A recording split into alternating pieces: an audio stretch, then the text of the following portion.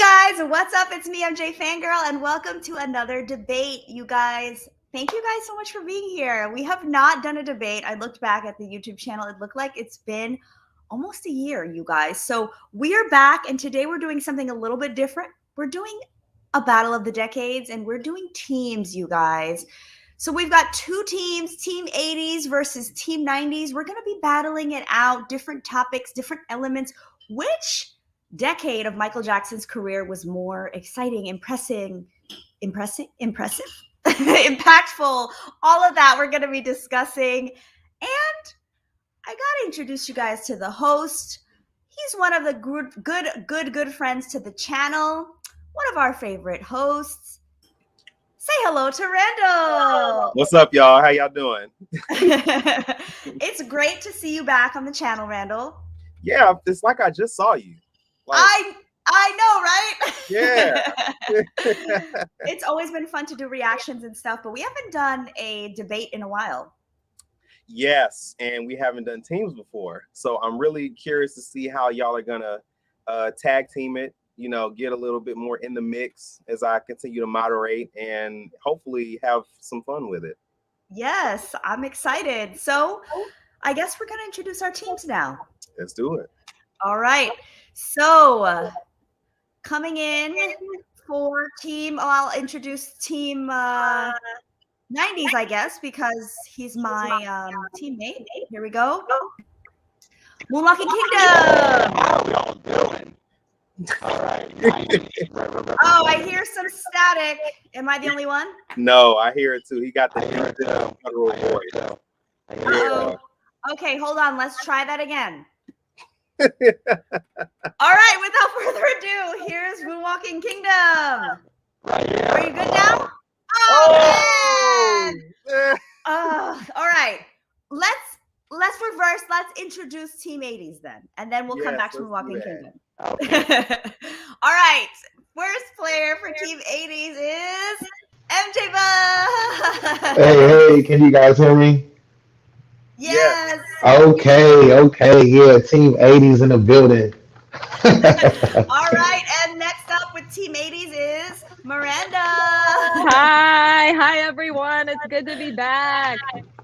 Man, it's so good to see y'all in this context again. I love how y'all get bucked in these battles. I love it. All right, Moonwalking Kingdom. Let's hope for the best. Here we go. We good? Oh no, Oh, you sound like Zapp and Roger. Darn. I'm not sure what's going on. Try again. Can you hear me? You know, Moonwalking Kingdom, you may want to exit the studio and then come back. Yep, Try that. That's probably the best. I think we But all yeah, have today- to do that. Yes. Sorry. Today, you guys, we are doing the battle of the teams. Let's see. We good now? Yeah. Oh no! What happened? Oh, is it better? Is it sounds good? to me. Yeah, it's better. Is it good now? We good? Yeah. Thank Tell you. Tell me your partner is the only one that can't hear you. Wait, I'm like trying to hear. Oh no. Can you hear me now? Sorry, you guys. Technical difficulties here. I can hear All right. you, Joey. I'm not. Joey, Oh, can you can- say something? Yeah, right here. Woo! All Okay, right, good. working. Let's go. All right. Finally. Okay, so let's put ourselves in some order here. So I'll put Team 80s to the top, and then Team 90s will be at the bottom. And Randall, can you let the chat know what their job is? Ooh. What is Chat, it? they can decades. So battle the decades. So whatever decade they want, they can help okay. us. They can help us, or they could say no. The 2000s is better. It could be the 70s or 2000s. Yeah, whatever we don't say. That's if you want to. Yeah, because we know they want to. You're right. There's a whole lot more. There's a whole lot more Michael outside of the 80s and 90s for sure. Oh, of course. Absolutely. Yeah. So yeah, so whenever if you guys are all ready, we could get on into it. Let's do it. All right. So what we're gonna do we have a few topics that we're going to go into for those that are uninitiated. We got an opening argument that we're going to start off with, followed by a few things like albums, songs, touring, fashion. I'm very curious to see how that one's going to be discussed because I have my favorites from both decades. And impact and closing arguments. So, with that said, we're going to go with this opening argument. And I'm going to pick on the 90s first. Before we start, this is a history tour costume. First of all. Okay, that's our opening argument. No, I'm just kidding. Right. Exactly. Okay. All right. So for the 90s, we think that the 90s is the best. The 90s was the decade when Michael Jackson came into his own. He experimented creatively, and some would argue it's the most autobiographical work he's ever created. So much of Michael's heart and soul went into the music of the 90s. He experimented with the different types of dance and artistry. And you guys, I feel like his songwriting abilities really came to life in the 1990s.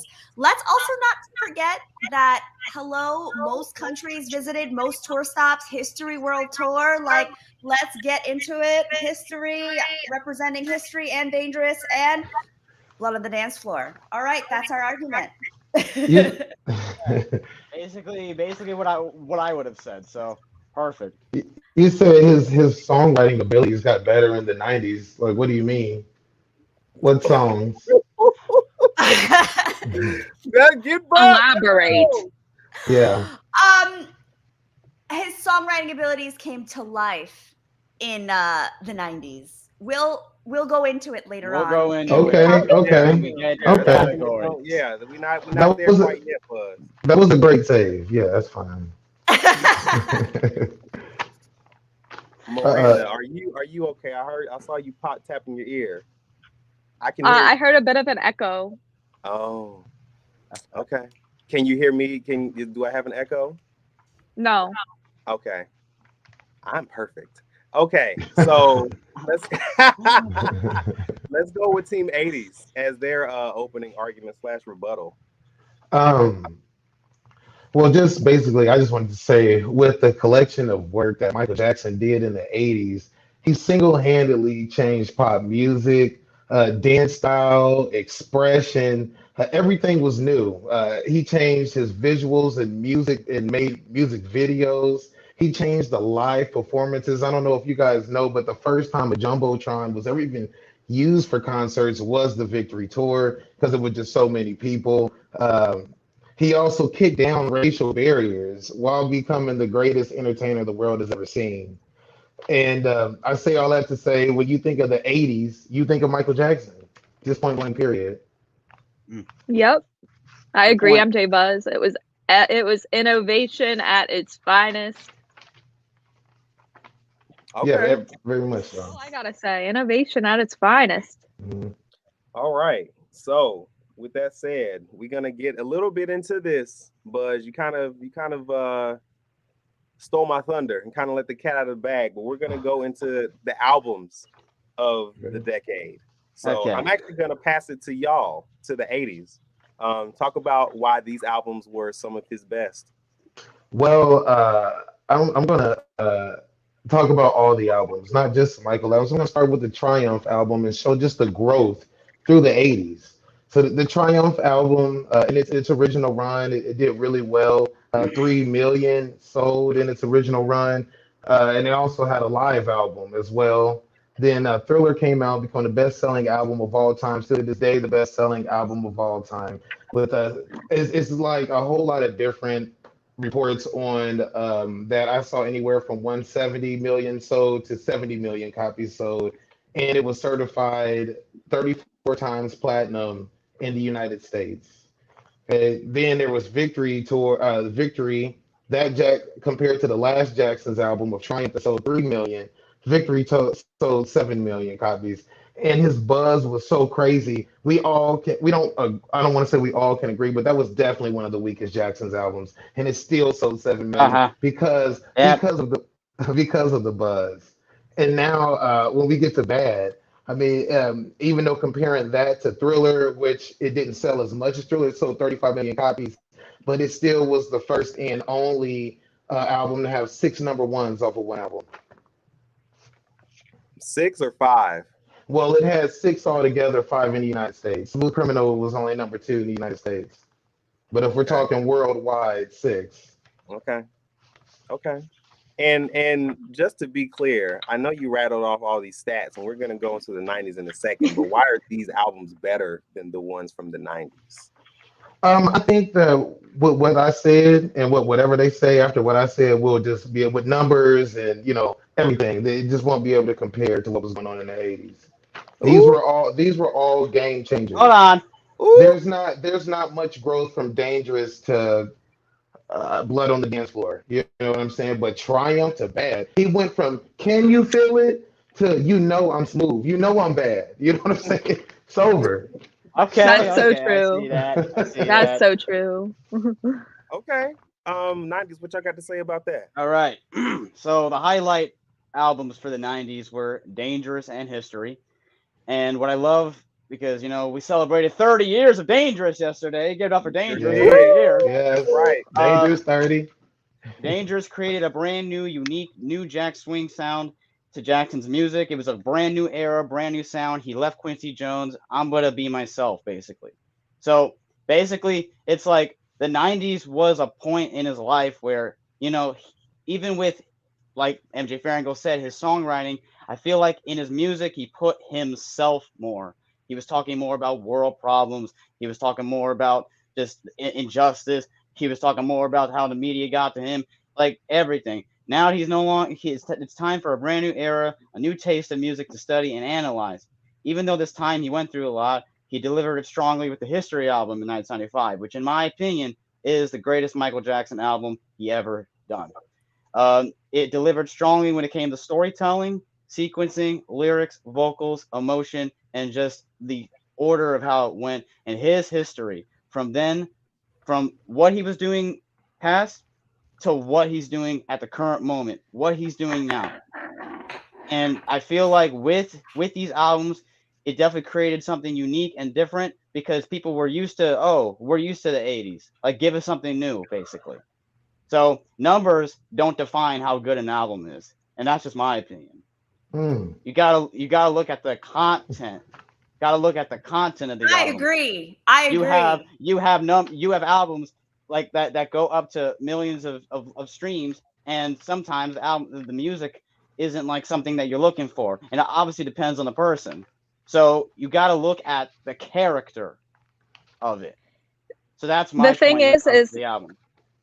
The thing is numbers don't define an album when it comes to us huge fans, but when it comes to like casual fans or just people who like music in general, numbers do kind of play a big role when we're talking about this kind of thing. Strong point. But it's like you said with the comparison of the general public to MJ fans. Also, Joey, I think it's kind of like the 90s music is kind of like, your outfit where it's still 80s. And he just elaborated on it a little bit more. You know what I'm saying? That History album. That's what I said. That History album that you're talking about. Wait a minute, Joey. Let me. The History album that you're talking about. He still could not put that out without going back to what he did in the 80s because we cannot forget that was just groundbreaking. He still put out a greatest hits album. Yeah, but that's why it's history, the past. Mm-hmm. Well, future. It's history begins and history continues. Yes, and history could. I believe that, like, I agree with Joey. Like, a lot of the songs were a lot more artistic than we've ever seen. There were bigger productions than we've ever seen. We have also seen Michael talk about topics like, Earth Song. Like, what song in the 80s is comparable to that? Like, really, like, huge anthem, huge thing we're talking about.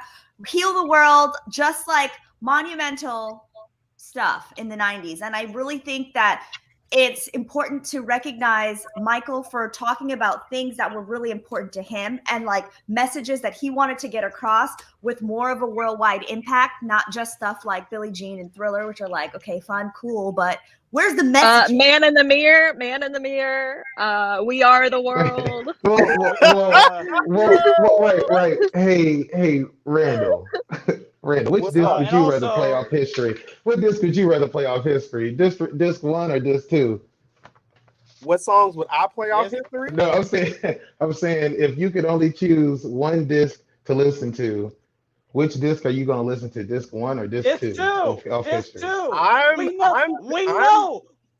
I'm We picking know the this. songs from disc 1. We know the songs from disc No, 1 but already. no, but if Do if something you new. only you can only listen to one disc. That's it. You gonna ride with this 2 the rest of your life? Or you riding with this 1?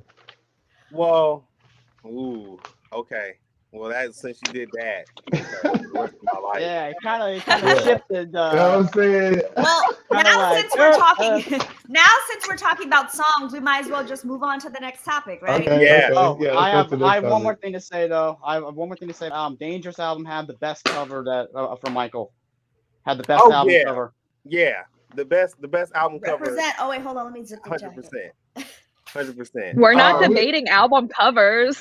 Right. It's albums. That's an aside. All right. Yeah. Whoa. Okay, whatever. So, Y'all know I'm a dangerous Look, girl. Right. I know Dangerous is my favorite Hold album on. cover too. Go to Chris's comment right there. It says Dangerous album and the tour were his biggest projects for charities and healing the world. But we'll get to that later. But wait, the Victory Tour, he did the whole thing was a charity.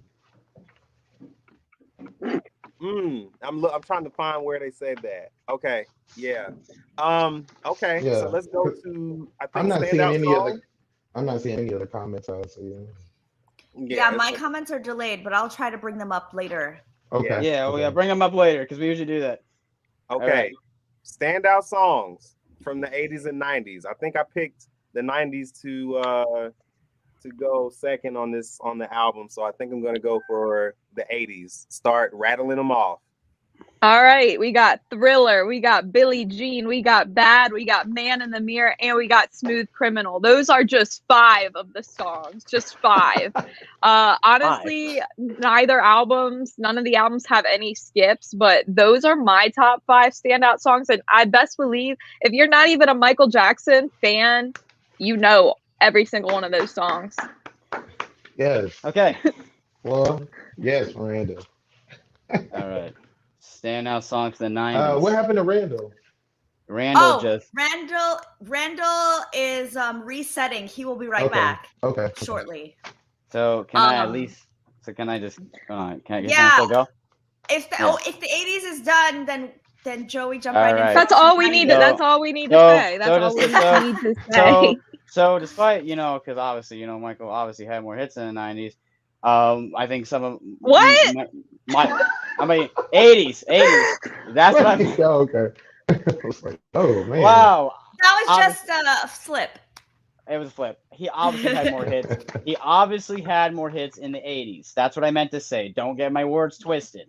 Anyway, standout songs for the 90s. There we go. Let me phrase my words right. Scream still is the most expensive music video ever. Remember the Time.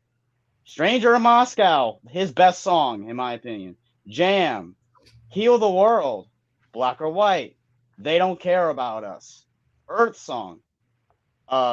In my opinion, we got Is It Scary being another one of my favorites. Keep the Faith.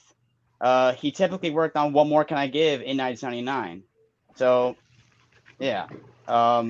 So those are some of the standout songs from the 90s for me. Yeah, I think for the 90s, like there were so many songs with messages and songs that I feel that are songs that people really relate to, like kids in school sing Heal the World, and Earth Song is one of those things that like just really hasn't been replicated when it comes to talking about global warming and things like that, and like the environment and animal protection. So yeah, that was amazing. Also Scream, like one of the things that we just really haven't mentioned, you know, I know in the 80s he was still kind of dibbling, dabbling, doing things with his brothers, but Janet was huge in the 90s and the late Yes. 80s, I believe. And so for him and her to come together to have that song, that was a really, really big deal. And so to Yeah, me, it that was. was one of the highlight standout moments.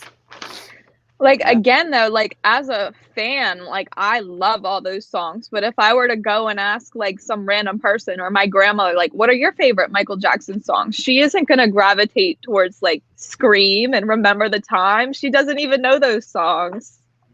Hey, but what about Black or White? Black or I White. mean, that to me, okay, to me, Black or White is a song that every single person that knows Michael Jackson knows that too. I mean, they Come have on. to know Black or White. I mean, would you They have to know. if we went to a Michael Jackson concert and he has to get rid of one song, would you rather him do Billie Jean or Black or White?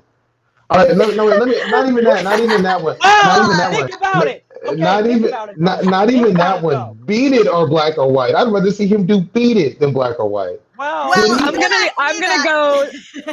gonna go Team 90s on that one. Beat It. Sorry. Beat Okay, It. okay. Why not? On the 30th anniversary, did he even what 90 songs did he do? He did Black or White. That was it. Black or White and Black or White. Right, that's it, man. You know what I'm saying? That's it. But he did a 2000 song, "You Rock So My wait, World." wait a minute. Let me go back on this. You My guys would grandmother rather definitely doesn't know that. you Can we guys go would into rather some see comments? Oh, go okay, ahead. but you guys would rather see Michael do Black or White than Billie Jean? Well, think about it. He still did Billie Jean in the 90s, but evolved it throughout the 90s in his performances. That wasn't the question. Would you rather I know. see? I'm talking. I'm just okay. All right. So you're asking. How about All we right. ask the chat? Would you Let's rather ask see the Michael do? audience. Wait, what was the song again? Black or Billie White or Jean Billie or Jean? Black or White? This All is right. a debate. Billie All Jean right. or Black or White? What would you rather see live, you guys? Someone All right, said let's Black or go. White. Let's go to the comments really quickly. Nelson, hey, what's up, Nelson? You're always at Hey. the debate, so we love your contributions. Nelson. He said, in terms of popularity and the number of copies they sell for the singles, it's the 80s. In the terms of the messages and empathy he felt for the social issues around the world, it's the 90s. What do you guys think? Yep, I agree. Also, I forgot to mention "Childhood" for Standout Songs. That's probably his most autobiographical song he's ever done, and it's definitely his saddest, but it's very, very personal, and that's another factor as to why I love the 90s so much when it comes to that era, because you know we got to learn about the person. We got to learn, well, okay, because you had all Billie Jean, you had Beat It, you had all that, but we got to learn more. Who's the person behind all of this? You know, it's like when you're in a storybook, it's like you have the main characters. Right. Kind of compare it to that. Let's take a look. Let's see. Okay. Okay. This person agrees. King Jackson said, let's not forget about Childhood. That's one of the best 90s MJ songs ever. I wouldn't say the best. And also, I do agree with Street that only like hardcore fans know that song. Hey, you guys, I can't hear. I got to go and come back in. Hold on. Okay. But yeah, Childhood, I wouldn't say it's his best, but it's definitely, you know, it's one of those songs. One of them, yeah. So I'm looking at the chat, and I see this other comment. Very interesting. Stabil says 90s era is better because his music he made for the world. He made personal songs such as Childhood and songs for people that died, like Gone Too Soon and Little Susie. And someone that strong point with that. Shonda's Corner says Billie Jean, hands down. And let's head back on in. All right, we got our host back. Hey, Randall's back. Let's switch up the order so we're back to our normal spot. Okay, so we're just looking at comments and reviewing. We're still on Standout Songs. Our arguments have mostly been made. I just want to highlight this one other comment because this is really cool. Muffin. How you doing, Muffin? Sparky Muff or Muffin. Mike images and legacy grew in the 80s, while in the 90s he grew and got to know him as a person. Yeah. So I think those are all cool comments. Someone said, Krista MJ said, "Y'all blast Hamilton in your cars." Nah. I wouldn't blast it, but if I Wow. on my own time, I would, you know, listen to it, That's funny. but not blast it at a party. No, not appropriate. Yeah, and not I'm appropriate. I'm also not blasting Little Susie in the car either. So. Oh, fans! I'm also fans, not fans, blasting Little Susie ever. Oh, Yeah. I don't know about that. Yeah, you know, people. Same. Fans, All right. fans joke around about that. Like there are a few people I know that genuinely love that song that they literally dance to it in their tribute things. Like it's really I hope it's a interesting. ballet. Or like Right. robotics or something like robotics. of some sort. Robotics Anyway. with that. Wow. Yeah. Okay, let's go. Let's move on. So, all right. So our next topic, if we're all ready, is Dance. dance. Yep. Okay. We know this man had a lot of moves in his repertoire, and we saw the evolution of said moves over his career, specifically in the 80s and 90s. Let's go with I want to hear from Team 80s about dance. Really, I kind of want to know what the 90s is going to say, because No, that's why. I couldn't possibly think of what they could possibly say. Moonwalk, side moonwalk, Billie Jean, Earthwalk. I mean, everything. Thriller. All I can look, Michael Jackson, that dance move, that move. Now what? What y'all got? Okay. I talk too much. I'm gonna let MJ Fangirl say something, and then I'll just continue Yes. on. Let me just make sure because I'm having static. Okay. Can you guys hear me? Yes. Yeah. Okay. So for 90s, I'm going to argue that the 90s, first of all, the 90s music videos and live performances had some of the best dance breaks. Talk about Dangerous, okay? Dangerous was an award winner. I'm not sure if it was a Grammy American Music Awards, one of those for best choreography, won by Lavelle Smith Jr. and Travis Payne. One of Michael's most memorable dances, I think, not only for big time fans, but for even that people that might not know the song, they know the Dangerous dance break. Also, remember the time. You have Black or White, which was all about that self-expression during that breakdown in the video. It was so controversial that people were like, I mean, I think Michael even had to issue an apology because people were so taken aback by his self-expression. And I think that it was really interesting because during the 90s, Michael really let his dance speak for him in a way. Like the dance was just so really coming from his soul. And at the same time, out of the same breath, if you look at like the tours, like you look at his dance performances on the Dangerous Tour and the History Tour, you see a lot of very precise movements. So Michael, instead of kind of just feeling the groove as he was during like the Bad Tour or the Victory Tour or whatever, he really was about those precise movements as well. So I think that the 90s was the pinnacle of Michael Jackson dance. Yeah. Now, for me, because if you think about the kids, like obviously for the people who do know me, the Bad Tour is Michael's best tour, but I will admit that there was more improv. I mean, both for Bad and even the tours before that. Like there were your standout dancing. You had your signature. You know, was when you go to a Michael Jackson show, you obviously got to see a moonwalk or a toe stand or a spin, but Michael Jackson's dancing evolved. His spins even got better. Like look at Dangerous Tour in Copenhagen '92. That big spin at the end, freaking phenomenal. Yeah, have you seen Moonwalker?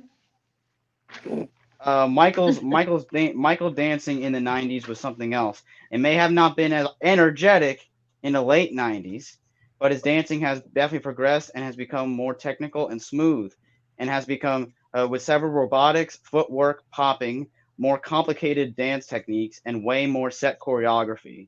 Too Bad, Dangerous, Jam, Remember the Time, Scream, just to name a few. This is why you have a lot of these impersonators who do Dangerous in History because of the amount of expansion when it came to the amount of dancing he does. And also, will he be there? had a choreography as well. So yeah. I guess I mean, my all thing of with the his songs dancing had is choreography. Go ahead. Go ahead. Riley. Yeah, set the choreography. I would say like a lot of the dances, like you're right, it did become more technical, but they're the same moves that stemmed from the 80s. Facts. Like nobody's saying that he didn't evolve. A lot of the on tours the movements got more sharp, but they were creative. They were created and they were innovated in the 1980s. Did we get into I know we talked about Michael's moves you know, in and of himself and what he did singularly, but did we talk at length a little bit about the choreography and his collaboration? Yeah. He mentioned Lavelle, but if I talk about with him and Michael Pierce. Lavelle, Travis Payne.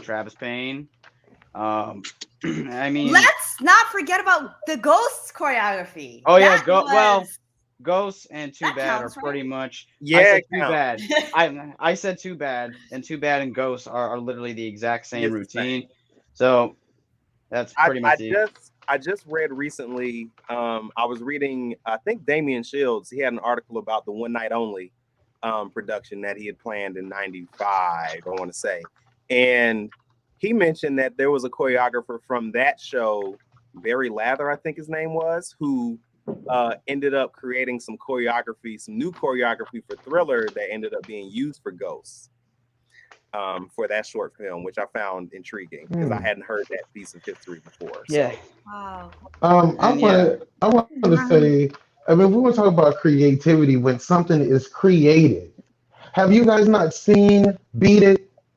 He obviously was just walking through a pool hall or something. What you got, rolling dice, shuffling cards. You know what the moves that he was doing are creating. You know, you guys are. You know, the only leg y'all got to stand on is remember the time. Did you see the lean? Oh yeah, The the lean. creativity in the '80s is But ridiculous. but keep in What are mind. y'all talking about? Come But keep on. in And mind. what dance do you think of when you think of Michael Jackson? Thriller. All right, good point. Right. But during his tours, he didn't do the lean until the Dangerous tour. He didn't do it in the Bad tour. So Woo!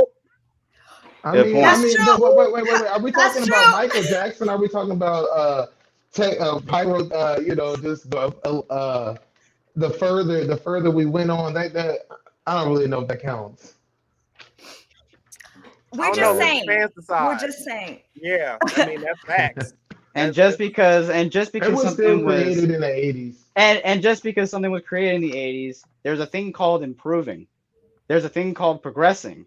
There's a thing called evolving. There's something like, you know how every moonwalk was different in each tour. Dangerous tour, You different moonwalk. you History you tour, know different moonwalk. you know how I Like can kill this argument, Joey. What's your favorite tour?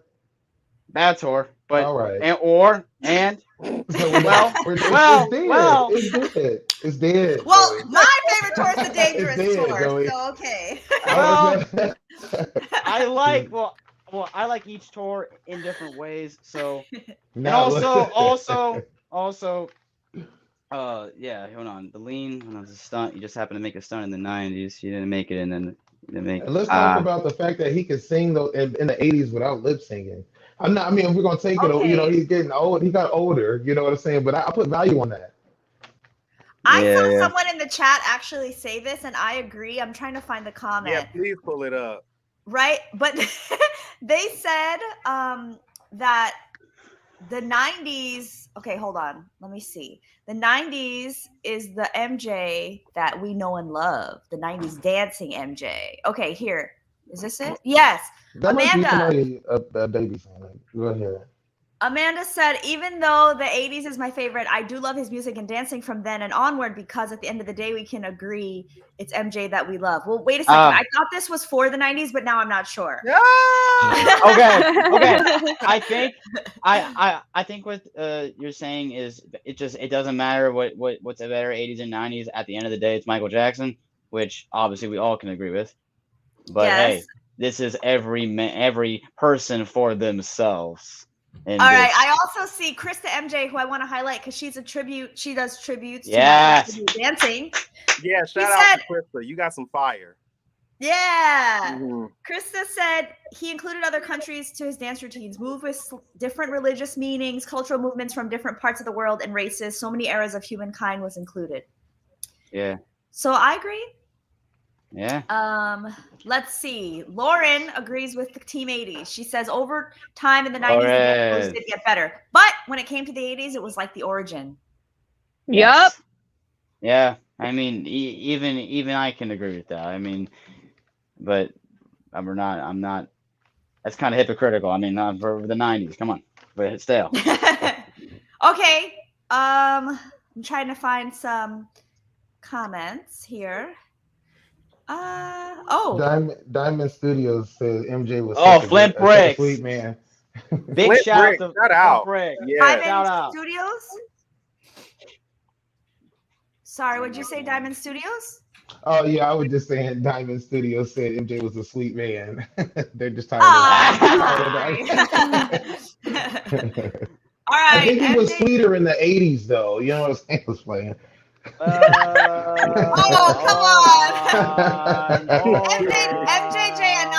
MJJ Anonymous, who is over here moderating the chat, shout out to him.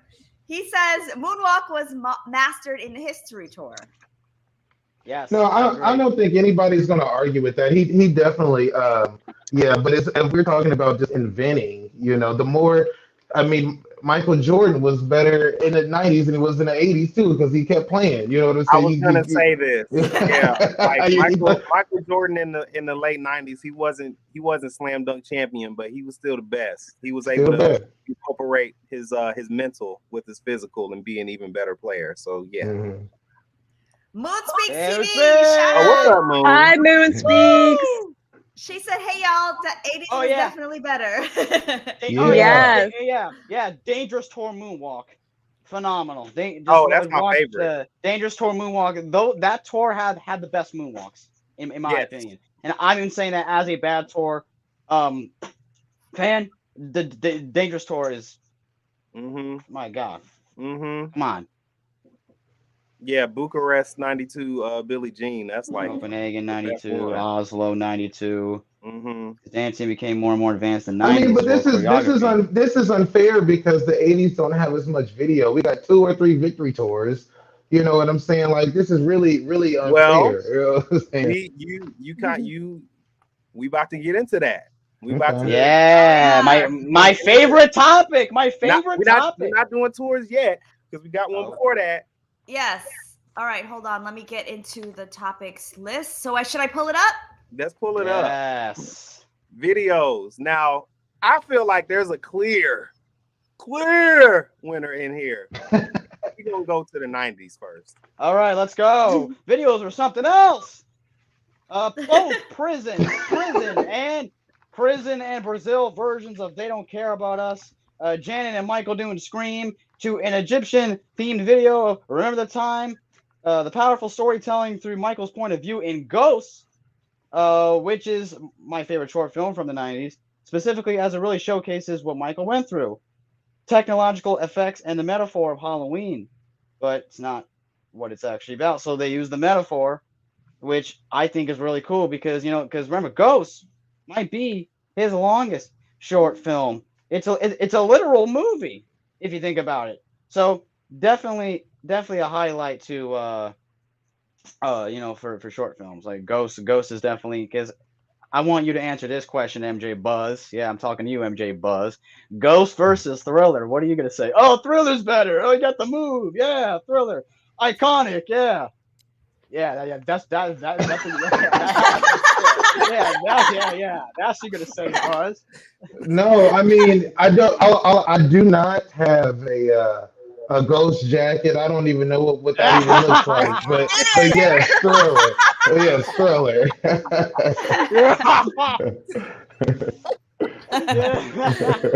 Well, I would like to say that I feel as though Michael Jackson truly was very innovative. He was the first to use certain types of technology in the 90s with the black or white, for example, with the metamorphosis whole thing. Yeah, with the faces. Yeah. Yes, and he also metamorphosized into a panther. And also remember the time with that thing where he turns into dust, and then he comes up and he's like in the water mold. I don't know what that That's where is. gold pants came from. That was the inspiration. Yes, exactly. So hey, I mean, so many cool things happen. I mean, in the 80s, he turned into a car. Oh yeah, that's right. Oh, this is true. All right, I can't argue with He that. turned into a transformer. He may have started Transformers. When did Transformers come out? Oh yeah, that's right. Because he also also you have the robot from Moonwalker. What am I saying? Right, Yeah, Moonwalker. that was a Transformer, but that Transformers was like 84, dog. You can't, I'm gonna say this right now. I made a video. I knew somebody would know. I made a video. I made a video about Moonwalker on my channel, and as much as you have your iconic short films, I personally, and everyone's probably gonna give me heat in the comments, I'm not a fan. The sequencing is all over the place. Of what? Leave me alone. Moonwalker. You have Leave Me Alone. Leave Me Alone is in the most randomest spot. The two bad. Well, where would you want it in between the movie? It's got to come right before the movie. It's got to be a story. Joey, do you not have a Smooth Criminal outfit on? This is a history tour costume. It's okay. Smooth Criminal, G. All right. The last thing I want to say about music videos is that I feel obviously we all love all of the music videos, but I feel like Michael really played with diversity of like storytelling. Yes. And really telling more in-depth stories to complement the videos. Whereas in the 80s, sorry, my cat keeps meowing in the background. I hope you guys don't hear this. Oh, Geck, I agree with you. I agree with. And whereas with the 80s, I feel like yes, the videos were compliments, but I feel like in the 90s, the videos helped the songs take on new life. Yeah. Because remember the time you hear it and you think automatically of the videos, whereas the 80s, the songs kind of stand alone on their own, besides Thriller, I think. But everything else, like with the 90s, you really think of those videos first, I would even argue. 80s. Ooh, 80s. Oh, we have Deneen loves MJ. What's up? Oh, somebody else in the comments before we move on to Team 80s, they were like, these are short films, not videos. So sorry. Yes, yeah. That's the term right, MJ fangirl. We stand corrected. Hold on. Let me fix that. Oh snap! Miranda and Buzz, what say you about the position that the 90s are taking? I mean, Thriller is really all we need to talk about when it comes to the biggest, most expensive video of all time. And as I said in one of the previous debates, because y'all know I love Thriller, is that MTV literally played Thriller twice every freaking hour, and like Thriller, mic drop, that's all we need to say. And then we also had Bad, Billie Jean, Beat It, Smooth Criminal, come on. I'm not a Smooth Criminal fan, but you gotta say Smooth Criminal. Yeah, I feel like kind of what MJ Fangirl says, low-key blasphemy. Would you say that his videos in the 80s, you don't even think about them? Like, what, the Beat It, like the jackets that went along with the videos from the Rooted to the Tuda. You know what I'm saying? I don't understand. You know, there was a major jump from Don't Stop Till You Get Enough to Thriller. It's not that big of a jump from Bad to I mean, it's the same wow factor. The same wildness they was wilding for Thriller is the same wildness they was wilding for Dangerous. But the further it went on, it dropped off. Scream did not get that. We love Scream, but Scream did not get the same reception as Bad. Time. Moderator. Okay, let's do that. I mean, he's not wrong. Wait, let's do some trivia real quick. Okay. Do you know the two short films for which Michael won Grammys for? Okay, which one? Because we all know he got snubbed.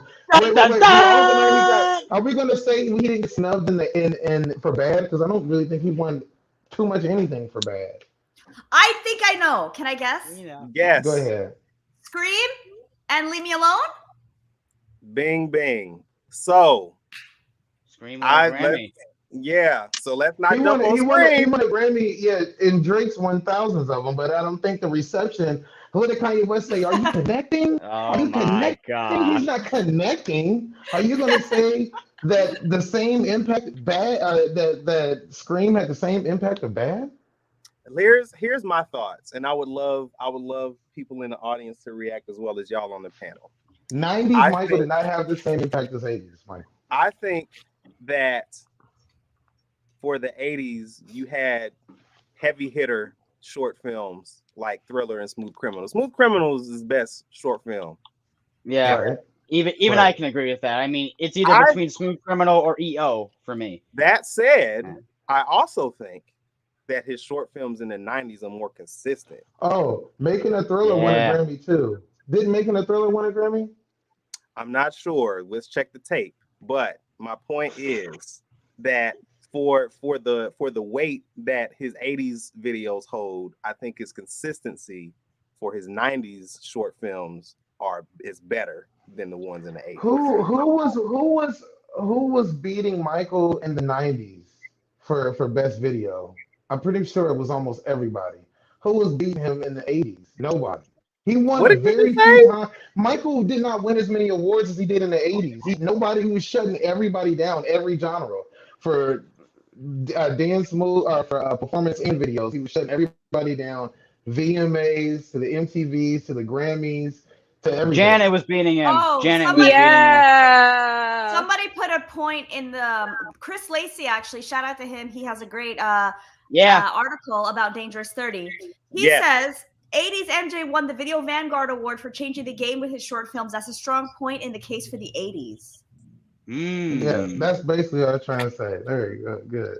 And I also But you ain't say that. But you ain't say that. I know. Well, hey, thank you. I also hate to break the topic, but I want to get back to for just a brief the songwriting comment. He also started swearing in his songs, so that's a step up too. Oh, that's a step up, or is it a Sorry, step we have to down? acknowledge the super chat. IKB, shout out to you. Thank you for the super chat. More iconic short films in the 80s were more refined. Short films in the 90s came same with dance. More iconic, yeah. Oh, I think I read that wrong. More iconic short films in the 80s. Yes. More refined short films in the 90s. Same with dance. That's a Thank way you to sum for- it up. That's Yeah. exactly what I said. That's Shout out to actually the a very, yeah. Mhm. I agree. Oh, I agree with okay. that. Moonspeak Yeah, says, and music-wise, MJ was more innovative with the music in the 80s. When he did the New Jack Swing thing with the Dangerous album, New Jack Swing was already a thing. Facts. I understand that point. I was I get watching it, the yeah. details Dangerous 30 video yesterday, and he was saying how Michael was late to the game with New Jack Swing. Yeah, he was. However, I have to marinate on that, but that's Yeah. yeah. I gotta look Somebody- into that one too. I have to just put this up. This is funny. Saber Fox said, I love how Randall is the host, but once in a while he's like, bro, what? You know why? You know why? Because I will not let inaccuracies and hyperbole slide. That's not going down. This is why we You love don't you like- as the host. Okay. All right. So are there I any think other comments? No, that I we think wanna we can highlight? move on to Joey's favorite topic. Yeah. And you know what Yes! this one is? Yeah, we're going tours now. Let's go. We're going tours. So Michael was a part of, put on some iconic tours over this time, and kept pump faking and was like, I'm not touring anymore. I'm not touring anymore. I don't want to do that. We I kept wanna do that. touring and kept No. giving the world the business. So I'm gonna go, since you're so excited, Joey. This is our last and final tour. This Right. is our last and final tour. Exactly. It's your time to shine, Joey. Let's hit Okay, it. let's do it. The Dangerous Tour was a challenging time, but however, he shined all the way through his awesome set list, energy, style, dancing, costumes. And then, also History Tour was a tour in which I need to at least acknowledge the production, as well as his amazing dancing. Not so much on the vocal side, but his dancing is the highlight with this time period. And plus, History Tour beats the other tours with the amount of concerts we have because of how recent it is. Like we have we have Basel, Helsinki, Gelsenkirchen, which is an amateur. Um, of course, we have Munich, we have Auckland, both nights. Kuala Lumpur, both nights. Seoul, like so many shows, and even though some of them are identical, you can see differences and unique things about each one. Obviously, we don't have as much victory or bad tour concerts, but obviously, I would want to see more. But I think Dangerous and History have a lot more content when it comes to the amount of concerts we have. Even Dangerous Tour. I mean, we have amateurs for some shows. We have a couple shows in pro, so it's definitely a lot. Oh, and also another highlight, and I'm very surprised we didn't even mention this: the Super Bowl halftime show. Definitely, that definitely with the Super Bowl, that starting with Michael, that's what got bigger artists into each halftime show. All because it was that, all because of that halftime show. We're gonna revisit that again too in one of the later topics as well. Yeah, so that's what I wanna say. Hey, All you right. guys, I'm sorry, I accidentally muted Diamond Studios on accident. I don't know how to undo that. So I'm sorry. I'm sorry. Wait, what I happened? was We can looking. try to fix it. Let's see. I'll try to fix it. I'm sorry, guys. Oh, and also Dangerous Tour had the best. Also, Dangerous Tour had the best intro for a tour. He's standing there, and they're all going crazy. He's not even doing anything. I feel like that is the most iconic entrance out That of is the most iconic intro for any Michael Jackson tour. So I will definitely say that. Yeah. 100%. 80s, what say you? Is he right? Is he wrong? I'm gonna start from the beginning. It doesn't matter who's wrong or right. No, I'm gonna Which is start the before 80s that. song, by the way. I'm gonna start a triumph. Oh God, here we go. Okay, I'm gonna start a triumph because I want you to, because the difference between the 80s and the 90s is the growth.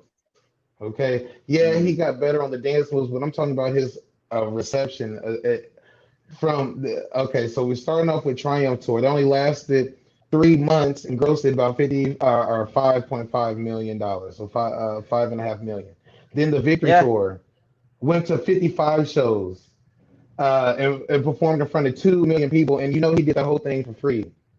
Oh, his paycheck. well, Bad Robert and Tour, I was free. Robert and I bad. was free. Are we talking about a tour? Or are we talking about one show? Well, that's hard. Well, Okay, now it was in the '90s. Bad MJ's first solo tour. 16 months, 123 shows. We all love it. We all know MJ loves the tour. This is the show. These are the tours. These are the tours that got him with those comments. The 123 shows, 44 or 4.4 million people, and gross $125 million. Look at the A lot of growth money on the bad from tour. Triumph. Look at the growth from Triumph, 5.5 million, to Solo, Bad, 125 million. Yeah, yeah. And I do have a That is theory. that's because he was lit in the 80s, and we cannot deny that fact, man. Everything what he did was new. He buzzed the bee's knees in the 80s. Oh, I want to acknowledge a super chat from one of our favorite channels What's here. up, Hey. Renee? MJJ5 Fanatics. Check their channel out. They say, you guys are fantastic. Love this debate. Thank you. And go and check their channel out. They have an awesome collection, you guys. I have a theory when it comes to the Dangerous and History Tour intro. So you know how in the Dangerous Tour he ends with Rocket Man. So he ends with Rocket Man, and then in History he's in a spaceship, and then he basically he lands. And I think I brought up this point in another debate, but I'm gonna refresh on that again because you see how is it's Rocket Man. Obviously that was a stunt, but anyway, because we all know that wasn't Michael, but doing Rocket Man, but because he's doing Rocket Man, and then he's in a spaceship, and okay, you're in your next destination for the History Tour. So that's something I kind of wanted to add. Oh, interesting. Intriguing. Yeah. So I don't want to be Very- disrespectful and mention Michael's voice in the history tour. You know what I'm saying? I don't want to be that guy. yeah. All right. Let's go to some of the chat comments here. Yes. Yeah, we got to highlight on the. Let's see here. Okay. But while you do that, I'm thinking like MJ Buzz, like you're not unique. Everybody talks about that with the history tour. But for the 90s folks and anybody else, are there holes in his 80s performances? No. Not one. Okay. What Well, holes? there. I mean, yes, he's Well- got better on his dance moves as it went on, but those people leaving them tours was freaking out and fainting like they were in the 90s, but nobody, no hoes. Okay. Moonspeaks TV says 80s tours take the cake, more energy, more live vocals, even though those tours didn't have the lean. I still love the 80s tours, the best costumes, special effects too. I think, well, I know it's as his concerts, came along with newer technology, they became more, like Joey said, more productions. Yep. And more show, kind of like I don't mean it in a bad way, but kind of like a visually, like visually, look at all the like Earth Song with the tank. You have the like him like oh my god, like visually, like I'm gonna say visually it definitely was more like he used the cherry picker for more songs, like he used it for both Beat It and Earth Song. So I'll also say too, I do like the way that the concerts brought forth in the 90s, brought forth different arrangements to the songs that he'd previously performed repeatedly, like Dangerous, for example. That matured over that decade from from the Dangerous tour all the way to I think Korea in '99. For the 90s, yes. He did Dangerous numerous times in the 90s. Like, okay, American Music Awards 93, Soul Train 95, MTV 95, Wet and Das 95, every history tour show. Someday in the 93 leg for Dangerous. MJ and Friends, like he did that song so much, and I personally don't blame Michael for doing it so much, because that's why a lot of fans love it, because of how each performance was different in their own ways. Go ahead. Oh, sorry, go ahead. No, pull up the comment. I'm going to see it. Swift said Destiny Tour went across 3 continents with the most shows, 129, topping Bad Tour, and all songs were sung live. Yeah, you're right. So that's a case for the 70s slash 90s slash 80s, Destiny right? Tour had more shows. Didn't that go from 79 until 80? That went 80. From 80, yeah. Destiny Tour? Yes, because Off the Wall came out in the middle of that tour. Yeah, and then he put Don't Stop Till You Get Enough in the second half. Oh, okay. Elite said, I haven't commented in like 5 years, but I just have to say that he sung 10 out of 17 songs live on the Dangerous Tour. Even if you count the Jackson's 5 medley as one song, he still sung 8 out of 15 songs live. Yes. So that's a point. Let's see.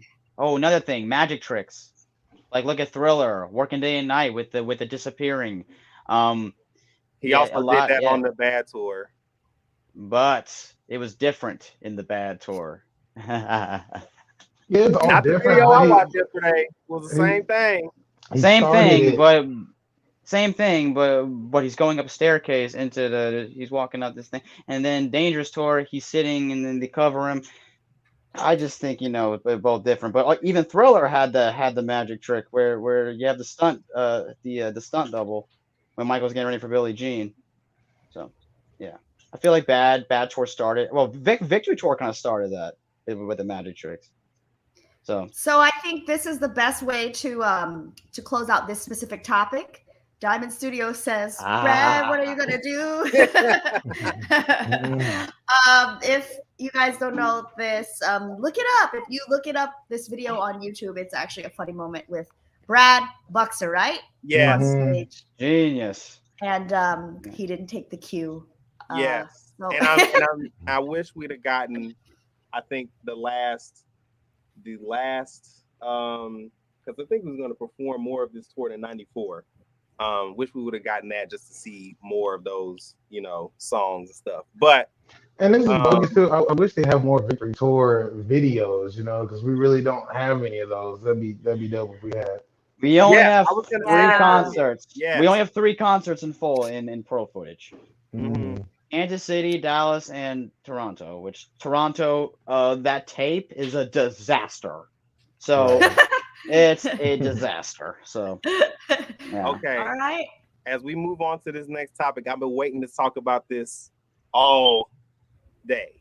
I'll give it Fashion. to the 80s first. We go into fashion. MJ Buzz, I see you went into Catherine's closet.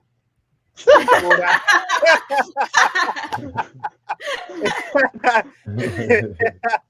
and pulled this jacket out. I'm so excited to hear you talk about this fashion. You or Miranda, whoever wants Yeah, to take Miranda it. got this one. Miranda's got this one actually.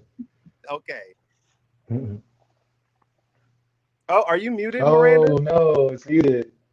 And she's trying to say her points. You good?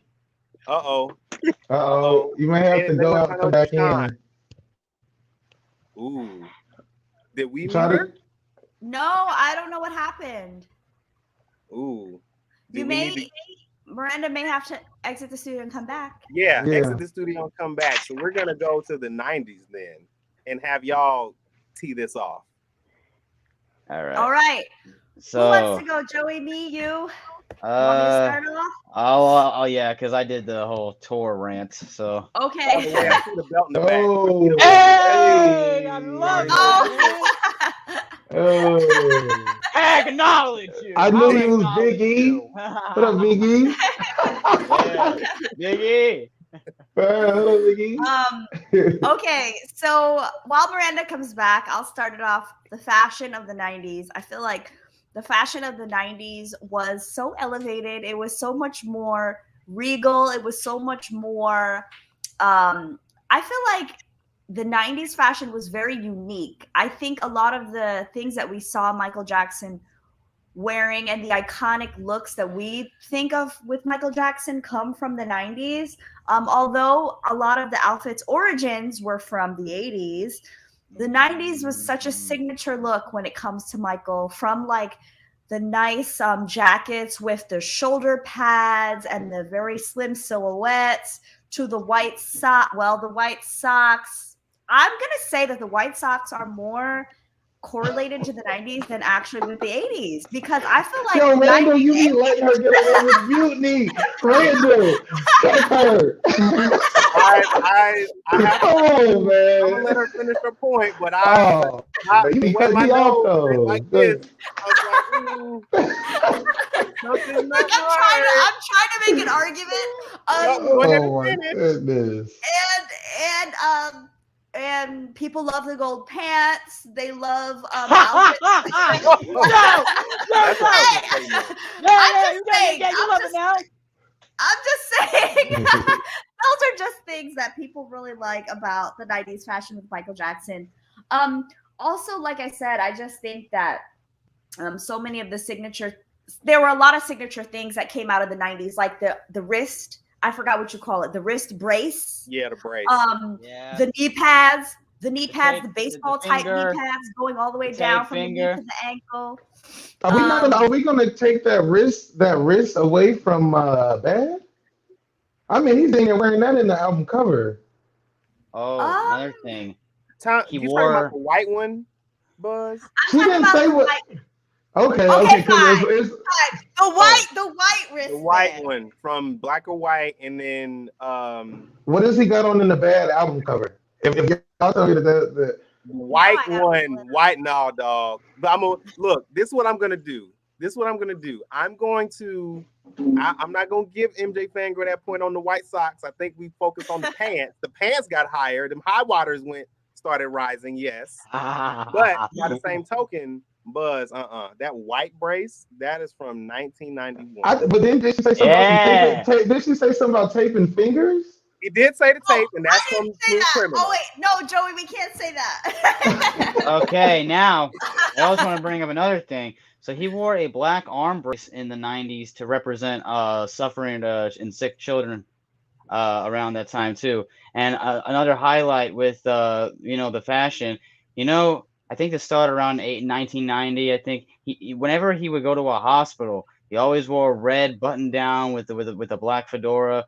And I just call that the humanitarian outfit because he always wears it everywhere in hospitals. It's just very significant. I love it. But also you have the leotard during Dangerous Tour, the gold outfit, of course, not just the pants, but the whole outfit. History Tour, Smooth Criminal, which I'm wearing right now. I mean, yeah, shocked, yeah. Both jam jackets, but they were simple but great. And, also Remember the Time, the Brazil and Prison outfits, and They Don't Care About Us, Grammy '93. So you did have your outfits, in the '90s. So yeah, that's really all I put it for that. Miranda, are you back? Is her sound muted? Oh man. Oh darn, it's muted. Because I feel like she got bars. Like she got bars waiting to drop off. Right. Like I'm so excited. What I'll ask, and for the chat, what are some of your favorites? Uh-oh. There's a robot. Uh-oh. I'm good. Can y'all hear me okay? Yeah, I can hear you. I don't know something's going on. There's a robot in the chat. Oh yeah. I'm gonna ask the chat what are some of your favorite MJ outfits? Mine is probably 1990 when he visited President Bush with the red and black. Oh yeah, that. Yep. I like that. When he had that Hawaiian silky, like that big old curl right here. Yeah. If Miranda, I'll take care of the outfits. And she's, let's see, we got this outfit. You know what I'm saying? All right, you ain't got no ghost jacket, right? Is that what we got the 84. Yeah, he clowned when he got them 80, you know what I'm saying? Yeah. You know what I'm saying? When he went to the VMAs, he clowned again. Hey y'all, that beanie jacket was crazy. You know what I'm saying? That's his whole legacy of outfits right there. Everything else was beautiful. Yes, I loved it. This is the legacy with the Billie Jean and the Motown 25 outfit. You know what you're missing out? You know what you're missing out, Buzz? You missing them Hawaiian shirts that Michael used to wear in like 80, 81 during like Triumph era. You see these socks? 80s. I ain't saying 80s. Wait. Look at this outfit. Look at this outfit. What are you talking about? You're not hearing what I'm saying. You're forgetting. I'm sorry. Okay, which one? You're forgetting the outfits that he was wearing during like the Triumph tour when he had them like short sleeve, like regular. Right. Yes. Yeah. Hold on. I got you while we waiting on Miranda. Oh, you know what? Right here. Yeah, I love it. Oh, hold on. Do that again, because I had a whole bunch of static feedback. Yeah, we lost the static. Hey, Keaton.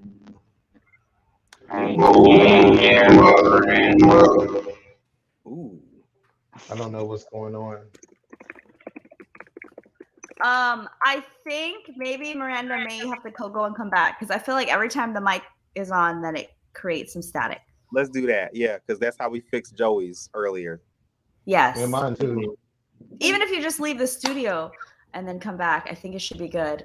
We could look at comments, but we're still saving time for Miranda's fashion arguments. We're not going to move on. We're going to go to the chat comments. Let's see. Okay, hold on. Let's see. I saw a really good comment earlier that I really wanted to highlight. It says, the Vanquished Jelly says the 90s fashion felt more sleek and refined. A lot of people, like celebrities and high-end fashion brands, took inspiration with most of Michael's 90s fashion. So that was cool because I could see that. Ram the Man, shout out to you. I'm not gonna lie, I think the Thriller jacket from the 80s was the best one of his best looks because I love the way that thing lights up in the dark. Oh, we got a super chat. Oh, really? Okay, let's see. All right. Flint Bricks. Oh, this is a cool little Lego thing, it looks like. Yeah. Icon. The Super Bowl outfit. That is all. It's iconic. Come on. Who is it jacket too? The white jacket. Oh, yeah, who with is it Madonna and jacket? Janet. The who is it? Oh, he talking about from the photo shoot, from the single. Okay. Yes. Yeah, Good with all the stuff. patches on it. Yeah. Yes. Mm-hmm. Thank you for the super chat. Let's see. You know what I know. hate? I have I to say this as a pet peeve. Like when people go out and dress as Michael for Halloween or whatever, like they will always do is throw the glove on everything. Oh yeah. On everything. That is so true. Like you wearing some Thriller and you got the glove on. Got the glove Like, on. You don't you have a glove on. And you got the glove on. Glove, why? You be J5 and you got the glove on. You know what I mean? Should work now. Yes. Oh. Great, Miranda. You can hear me? Yes. Yay! Come drop these bars about this fashion. Let's go. Yeah, please. I don't know what y'all said. Okay, but most people can peg Michael Jackson's iconic outfits in the 1980s, like the Thriller jacket, the sequin glove. I mean, come on, the sequin glove. Also, like Joey, I just have to say you're wearing a Dangerous Tour outfit that originated in the 80s with Smooth Criminal. I don't know if anyone said that before, but yeah, history. My bad. You know what I'm saying. Yeah, of course. Yeah. If you had to pick two of these and get rid of the other one. So the knee pads, the glove, and which one do I want to pick? Oh yeah, he had the armor too in history too. Yeah, the knee pad, the glove, and the finger tape. Pick two, get rid of the one. All right, I am keeping the finger tape and I'm keeping the glove. Ooh, okay. Wait, say those one more time for the chat because they should. Yes. So pick two out of the three. That means you're getting rid of the other one. So the glove, the knee pads, and the finger tape. I mean, if I could take these home with me, is that what you're asking? I want the glove and the knee pads. I want the glove and the knee pads. Yeah, I think I want the glove and the knee pads. I also love I also love the outfit he wore in the history trailer. And speaking of the history trailer, what a great video. Damn, that one had the glove and the knee pads. Yeah. Someone said the knee pads always seem too extra to me. But he needed knee pads to go. Wearing the glove in every MJ outfit, with the exception of Billie Jean and AMA Grammys, is just extra in my opinion. Okay. Hey, King Jackson said, what about that all blue outfit Michael wore in the 2001 during the Invincible signing? I know this debate is 80s versus 90s. Just thought I'd bring that up. All satin. No, I don't really talk about Michael when he started getting old because I don't know what he was doing. He stopped matching. Still good though. Some of them, but sometimes like that one where Britney Spears told him to come out or whatever, and he ran into the wall. Good. The knee pads ain't match. Dog, if he did not have the knee pads on fire, I just don't like the jacket was dope, the loop was dope, but the knee pads was like gold and white, and I was just like, all right, it's Michael, well, whatever. Dangerous Lee said, I feel like his style got plain in the Dangerous era. I love the sequins and statement jackets of the Thriller era and the buckles, belt studs, and chains from bad the most. I think that's one thing that it's true. I mean, I'm on Team 90s, but there was a style evolution that was much more apparent in the 80s, I think. Like he really did touch upon two different types know, of style. now we're Right. thinking about Because that. We're thinking about that. Yeah, to me, I I think like definitely agree. not so much as the concert, but to me, like if you an interview or whatever, to me, I think the history tour was the most bland with the outfits. Like if we're Oh, just talking like the history era, not the tour, but the era. Like he just okay. it was just bland, just plain, you know. He had just Mm. regular pants and a Oh, hat. Yeah, I he agree. ain't look as Captain Crunch in the '90s as he did during Thriller, though. Captain Crunch. Yeah. But Mm, I fuck with the Captain Crunch era, so that's just me because Victory Tour is it for me. Like everything he okay. wore on Victory Tour was fire. Should we go on to Yes. the next Yes, topic? we should. Special appearances. Michael used to, you know, that like he said in '93, he used to say, "Where is he?" to "Here he is again." Yeah. So where did he pop up? Talk about that from the '80s and '90s perspective. '80s, y'all go first. '80s. That's you, MJ. Hello, Hello! game Oh, I thought That's that was you. you, Miranda. I could have sworn you said I'll take special appearances. That's fine. Um, I mean, he was the special appearance. I don't know. I wasn't ready for this one. Well, I wasn't ready for Okay, this but one. what about when he But performed Billie Jean live? okay, yeah, well, yeah. I was just about to say, or when he walked out on the Eddie Murphy show. I mean, really, anytime he showed up, it went crazy. Man, I just wasn't ready for this one. Yeah. I wasn't You either. guys said it. Woo! It's Michael Jackson. Yeah, you saw Moonwalk. Look, Granny, it's he would just change, you know, in the '80s. So I don't know, '80s special appearance. Okay. Now, Lost this one. I guess Now- it's our turn. yes, it is so, your turn. appearances. Now, I'm also referring to songs that he was featured in the '90s. So, okay, special appearances. He appeared in 3T, which is, you know, Family. Why not? Why? And I Need You. He was featured in that. He also was featured in you know, Eddie Murphy did a song called Yeah. It was called Yeah. Yeah. So basically, Yeah was a song that had a bunch of artists say their own variation of just the word yeah. And Michael was featured in it. Yeah. Hey, And Michael was in there. And then also, you know, What's Up With You? does the victory does the Victory Tour album count as a special appearance? Wow. Wow. Oh my gosh.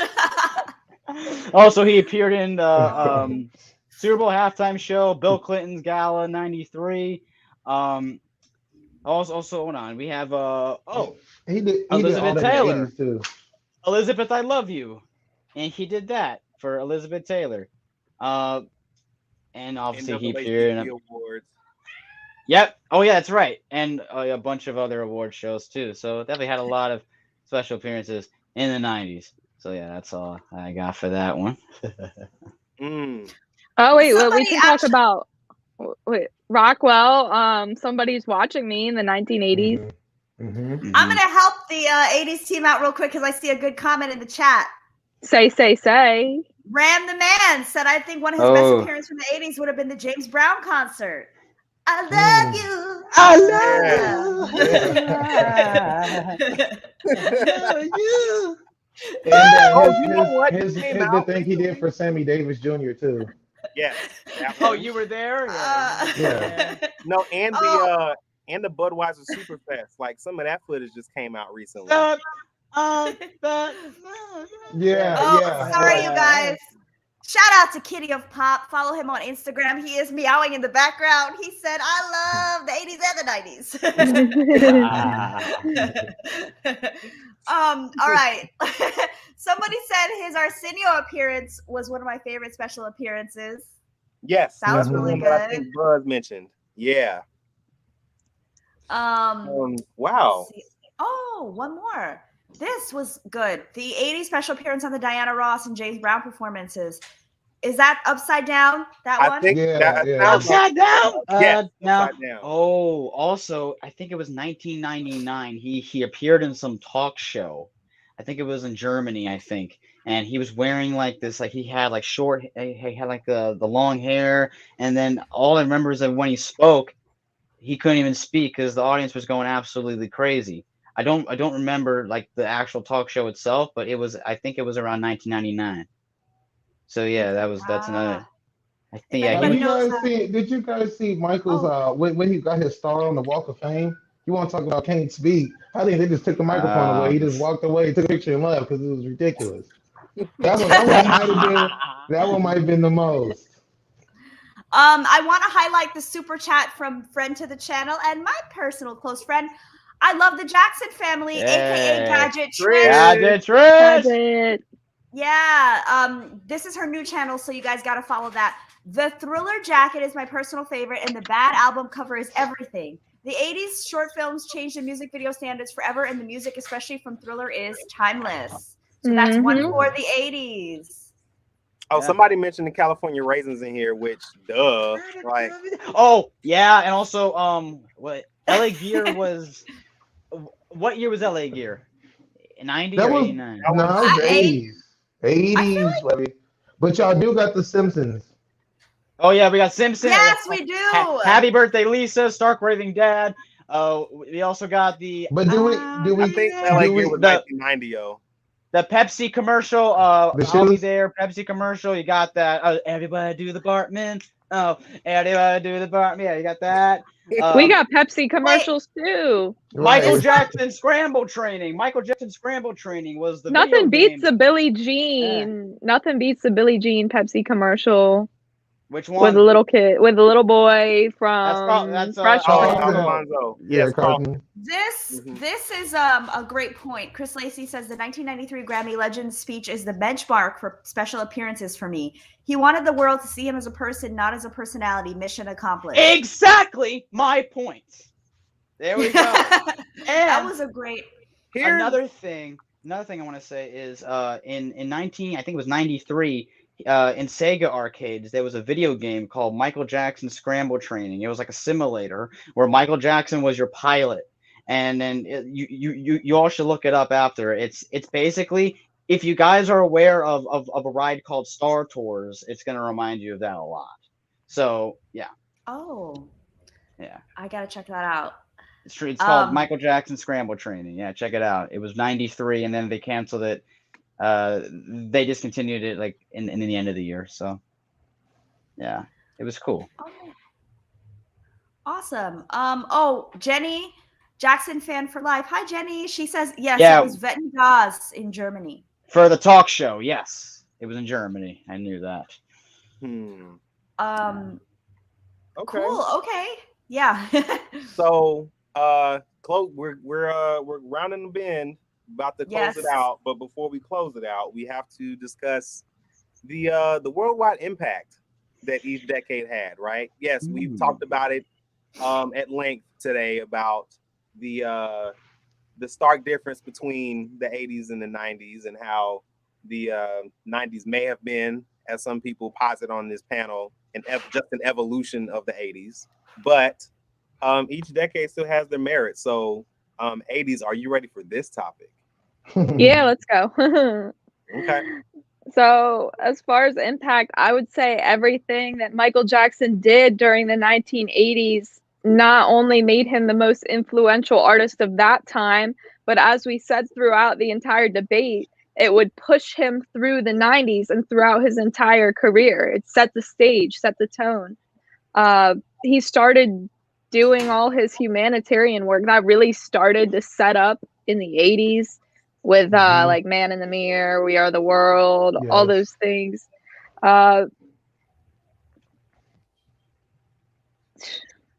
and that's when he started using his power for good, and that's one of the reasons why the media chased him the way that they did, because he impacted everything from music to fashion. Kids wanted to be like him everywhere, and his global impact during that time still stands today. It's really what made Michael Jackson and pushed him through the rest of his career and how we know him today. Buzz, you have anything to add before we move on to the 90s? No, I mean, shoot. I mean, you guys know Thriller and Bad. I mean,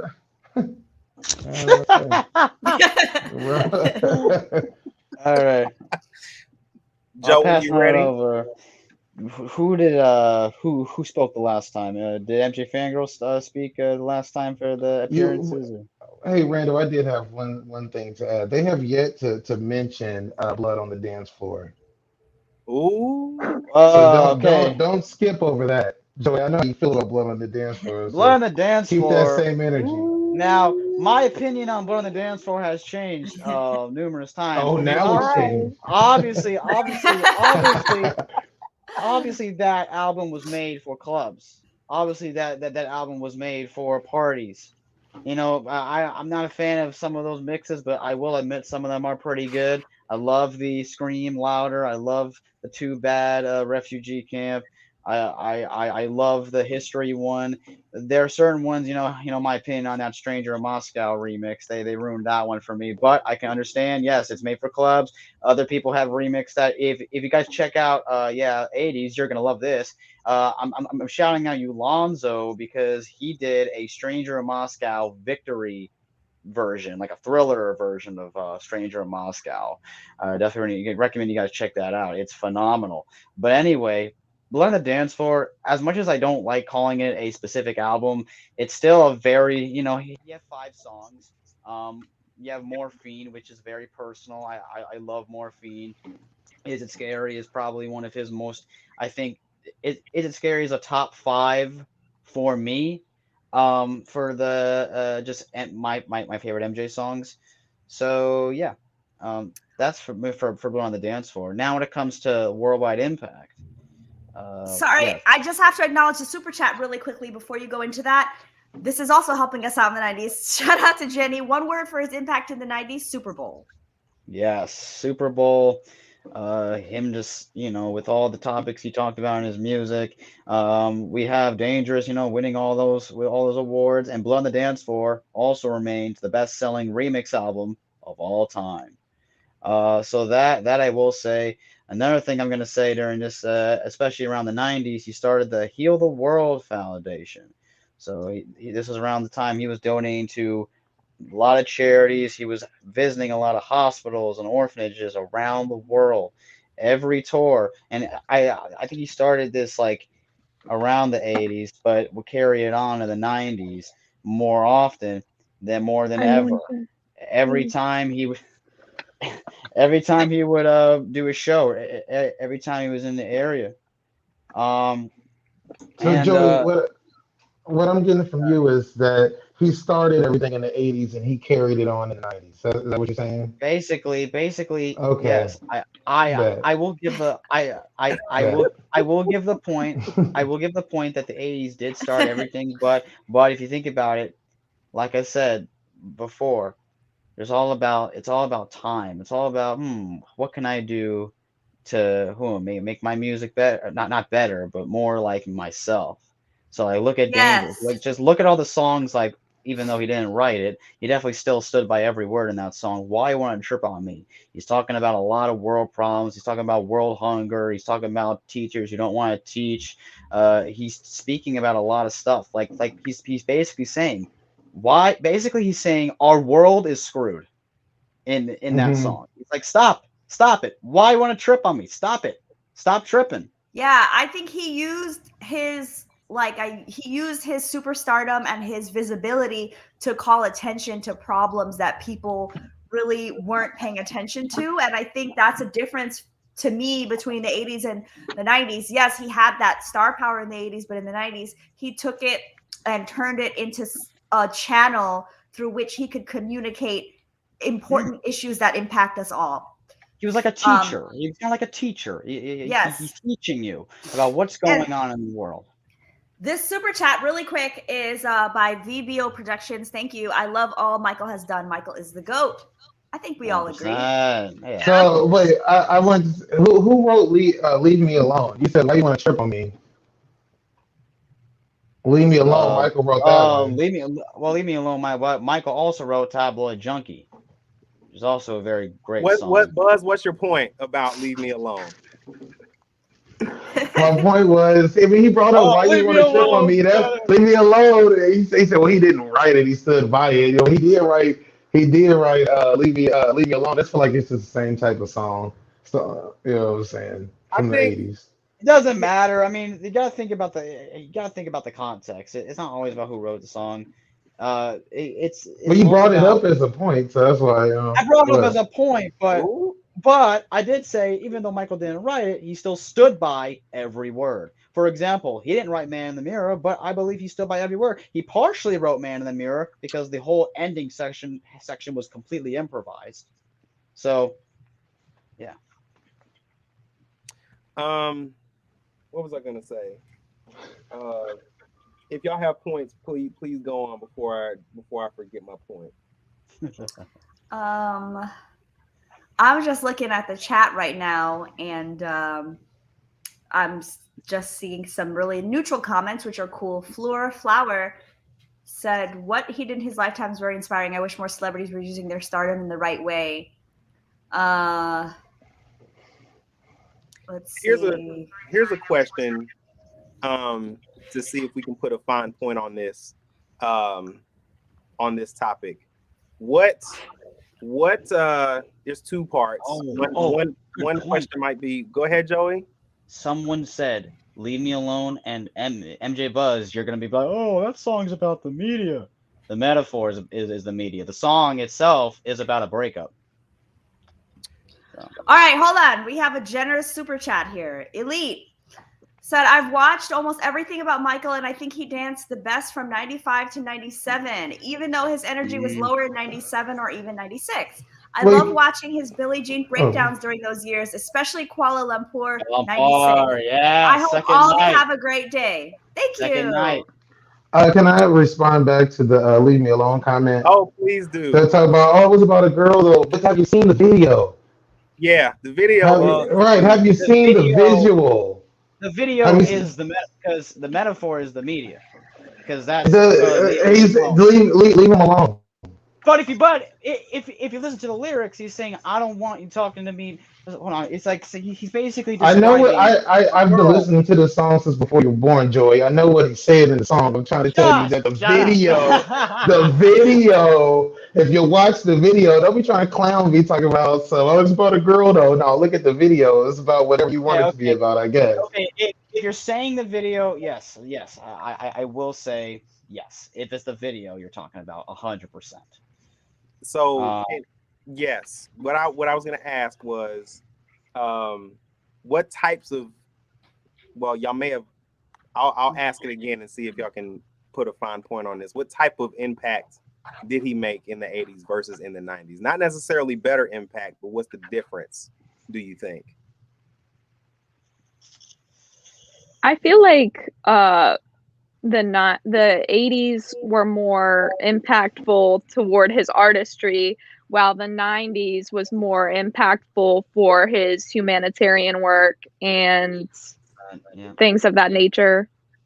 All we can I say think is that they're yeah, both. in the '80s, like he started everything. In the '90s was more of a celebration of his accomplishments. You know, Yeah. he was the king at that point because, like you say, he started it. He really started it in the '70s, pushed it to another level in the '80s, and continued it on and polished it to something else we ain't never seen in the '90s to the point where they just had to call him the king, and it just is what it is. Oh yeah, '89. I think it was '89. He was labeled the King of Pop, Elizabeth Taylor. King of Pop, Yep. Rock, and Soul. So all we can really say about 80s and 90s, let's just say they're both different in their own ways and both unique in their own ways. And I, as a person who is an MJ fan, I hate comparing, but they're all they're all very unique, and it's like when that's like me comparing apples to oranges, you know. Is it? Sort of. It's I the mean, same you're person. Right. correct. I think Michael was the wave in the '80s, and I feel like he just rode the wave in the '90s.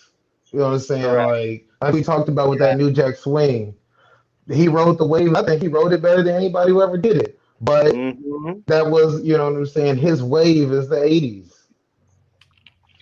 Mm-hmm. Yeah, I think well, from my perspective, I think that yeah, Michael Jackson impact in the 80s was more like making a mark, whereas in the 90s it was more about like sustaining and growth. That's what I think. I think when a lot of people think about Michael, yes, they do think about the 80s, but in the 90s, I feel like it just continued to grow bigger and bigger. And I really also feel as though he touched different countries more in the 90s. Maybe I'm wrong about that. I really wasn't. I was like 4 years old in the 90s. Sorry. I was pretty young. So I didn't really experience it firsthand, but I could say that just even looking at like the Dangerous tour and the History tour, it seemed like he really was able to touch more fans physically by visiting there in those countries. I just feel think like that's that's fair. because we had. No, I just think we just have more footage. I don't think that's fair. Thriller's impact was crazy. That's when that started. When he couldn't go anywhere and people started screaming. You know what I'm saying? There's a difference between, off the wall, he didn't have that. Thriller, he had that and never let it go.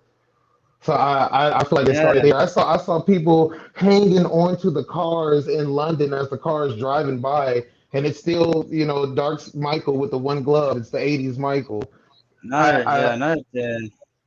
Another thing I want to mention is the 90s specifically. They incorporated the rap verses in the songs.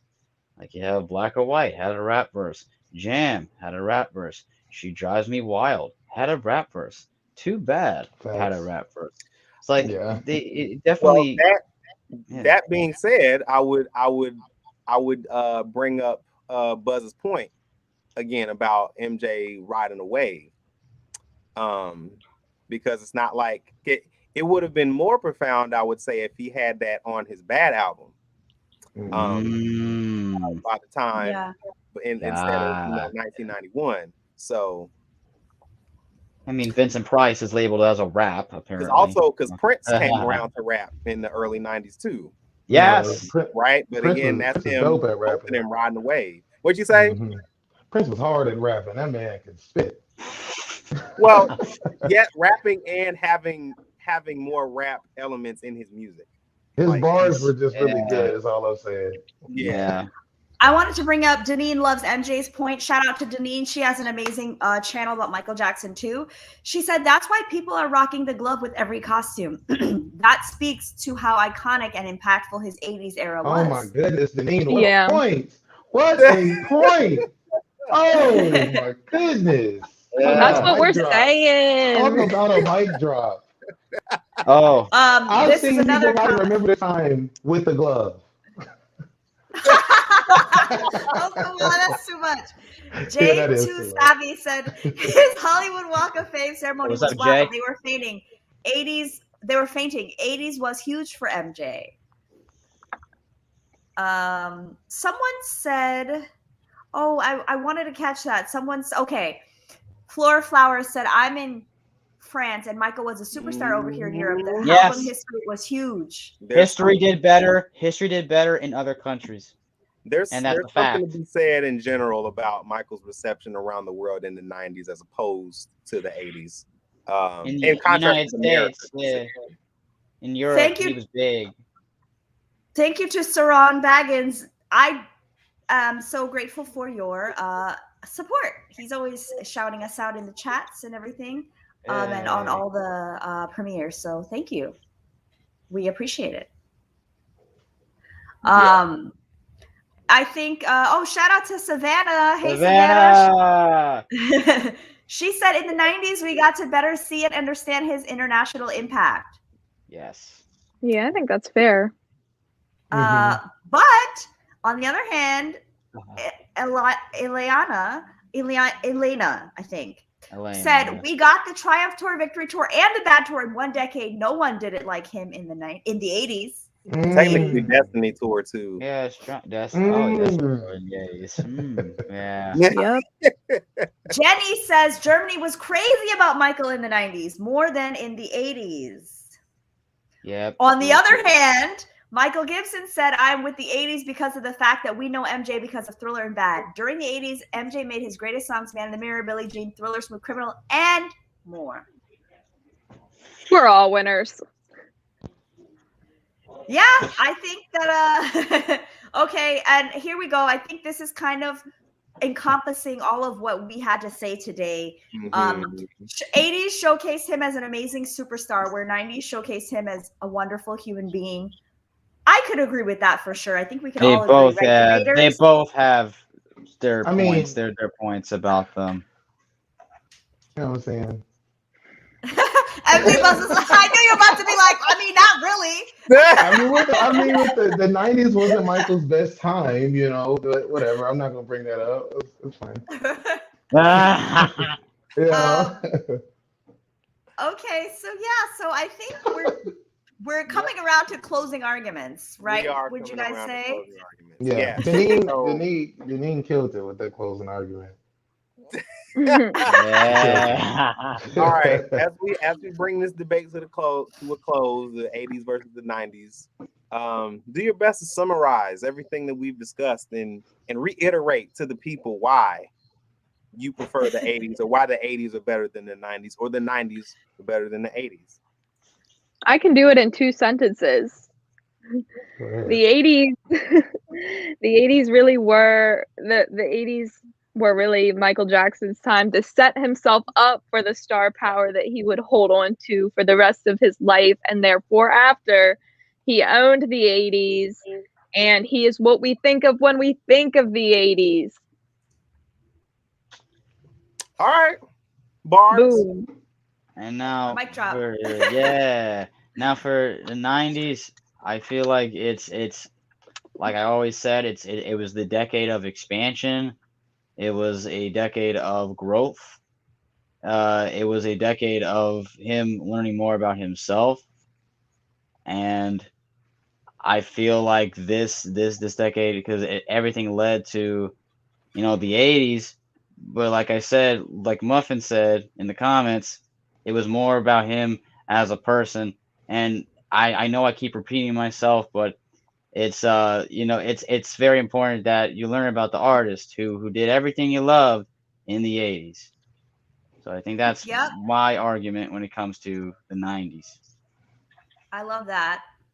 I saw one comment that I want to highlight because this was really cool too. I became a fan in '92, so I'm here for the '90s era. But all eras were amazing. Most important thing is we had him.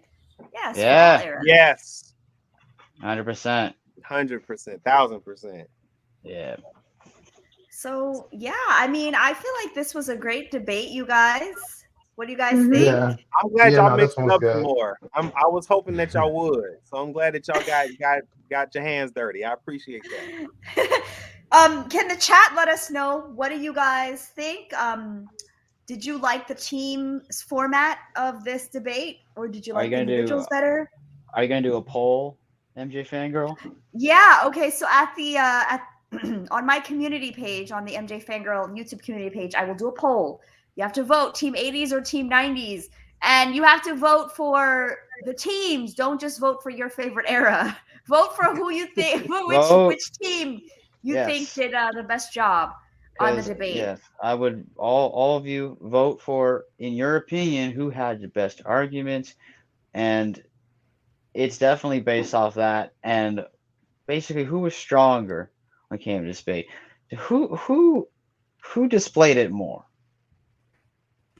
So Right. yeah. All right. And then lastly, I guess, Randall, if you could help us with this. Yeah. Please let us know. Please let us know. Hit us up on the socials. Follow everybody. I'm on Instagram at the Rock Files. Miranda, let the people know where you at, what your channel is, social, all that. I'm Miranda the Moonwalker on just about everything. You can find me on YouTube. I don't really post a lot anymore. You can find me on TikTok, and you can find me on Instagram. Miranda the Moonwalker. Buzz. My YouTube channel, MJ Buzz 317. Everyone MJ fan around. And Instagram is basically pretty much all I use, and it's the same thing, MJ Buzz 317. If you type in MJ Buzz, all one word, that should pop up. That's it. All right. You can find me on YouTube, Moonwalking Kingdom. You can find me on Instagram, Moonwalking Kingdom, as well as my fan page, Michael Jackson 455. I also have a TikTok, which I just launched, Moonwalking Kingdom. And there's a lot of things I'm doing when it comes to projects. I'm working on a virtual Michael Jackson theme park on Planet Coaster. It's called Planet Michael. And that will probably launch, I would say, around early next year. And I have a song called Moonwalking Every Day. So if you haven't gave that a listen, definitely shoot that up. So that's where you can find me. And Awesome. And, ooh, excuse me. I am MJ Fangirl. I can be found on my YouTube channel, MJ Fangirl TV, right here. So if you have not subscribed yet, make sure you hit the subscribe button and the like to this video, so you know that. We know that you like these videos. And if you want to follow me on Twitter or Facebook or Instagram, I'm at MJ Fangirl Blog. MJ Fangirl Blog. So yeah.